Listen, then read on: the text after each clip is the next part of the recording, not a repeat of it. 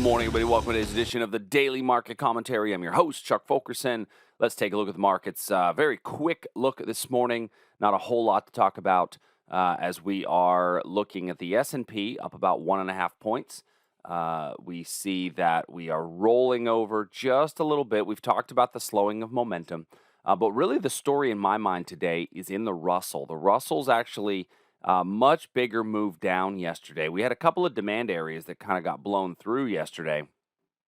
And when you have that occurring, you really want to start to take a look and say, okay, are we going to see a bit more weakness overall?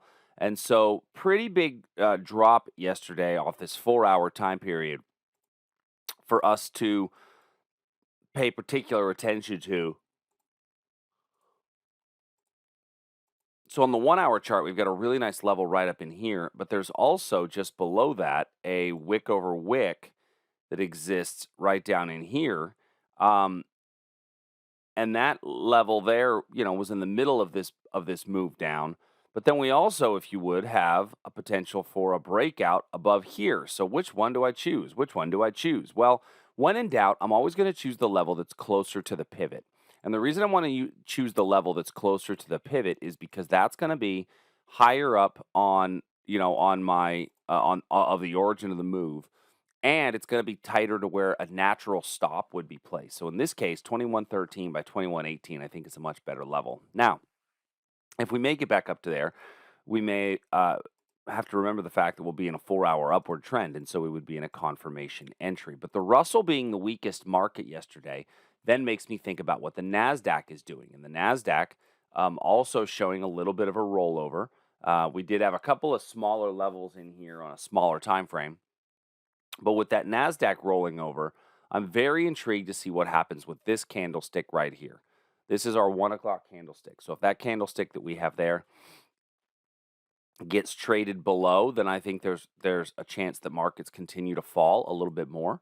So now we're up a little bit this morning from yesterday's close, as yesterday's close was down in here, and we are up from that region. So let's see what it looks like as we trade closer to that area.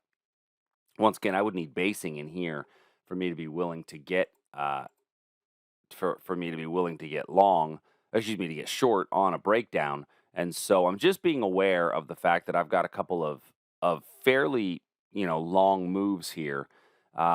And so, a breakdown below the Globex low could be another opportunity for an entry on the short side, but I don't really see a great long entry either. And then looking at the S&P, very similar picture. Not a lot of great levels here on the S&P. Moving over to the 4-hour chart, we are seeing, once again, we talked about that slowing of momentum. I don't have as many great longs as I do shorts. And so I want to be aware of that in all of these markets. Very quickly taking a look at crude oil today and gold. So crude oil yesterday, we had a little bit of a breakout opportunity above this area here. And we did break above, but then it just kind of stalled. And 6-candle rule tells you, hey, if it's stalling, get out of Dodge. And so now you have a speed candle here that exists. All right, and typically we believe that a speed candle will get retraced, but don't, the last time we had a speed candle in oil was this one here, and it did wind up getting retraced with price then coming back down.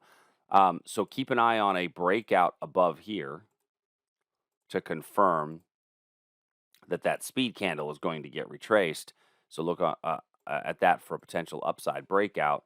But my 4-hour chart, we rallied up. We put in this little, I call this a little head and shoulders pattern here with our expanded neckline, and now we're continuing to drop. So bearishness seems to be a potentiality in crude oil to continue to drop.